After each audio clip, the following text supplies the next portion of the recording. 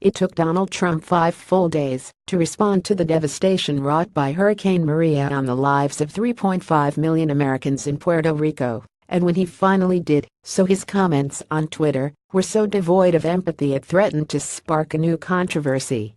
Hot on the heels of the billowing dispute he single-handedly provoked over African American sporting figures protesting racial inequality during the national anthem, Trump launched another provocation on Monday night with a belated and lackluster response to the Puerto Rican disaster.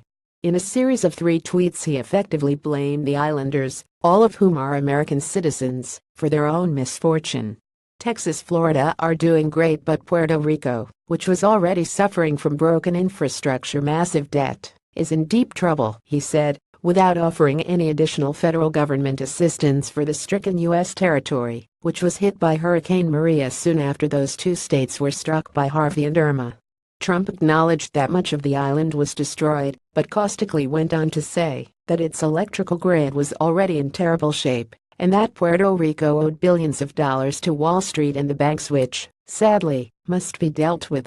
Donald J. Trump at Trump. Texas, Florida are doing great, but Puerto Rico, which was already suffering from broken infrastructure, massive debt, is in deep trouble. September 26, 2017. Donald J. Trump at Trump. Its old electrical grid, which was in terrible shape, was devastated. Much of the island was destroyed, with billions of dollars. September 26, 2017. Donald J. Trump at Trump. Owed to Wall Street and the banks, which, sadly, must be dealt with. Food, water and medical are top priorities and doing well.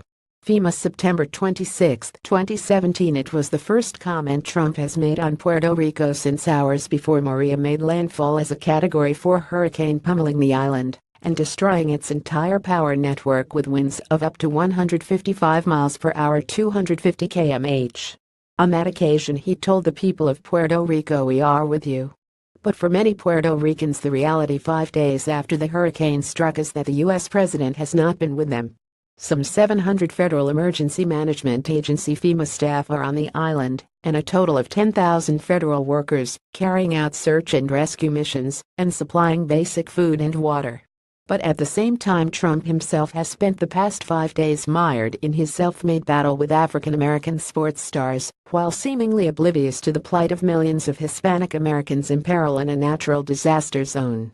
The Trump administration has also refused to waive federal restrictions on foreign ships carrying life-saving supplies to Puerto Rico, a concession it readily made for Texas and Florida in the cases of Hurricanes Harvey and Irma, respectively. In the last of his 3 tweets, Trump said that food, water and medical are top priorities and doing well. But that may not tally with experiences on the ground, where the governor, Ricardo Rossello, has warned that Puerto Rico is on the brink of a humanitarian crisis. In the hard-to-reach interior of the country, thousands of people are struggling with destroyed houses, a heat wave, and rapidly depleting supplies of clean water and food.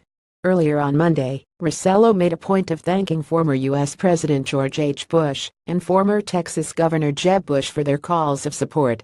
Most Puerto Ricans were spared the experience of reading Trump's tweets as a result of the ongoing total blackout on the island. But condemnation was swift in mainland U.S. Juliette Kayyem, a former senior official in the Department of Homeland Security under President Obama, said that Trump's response to the Puerto Rico disaster showed a lack of empathy of epic proportions.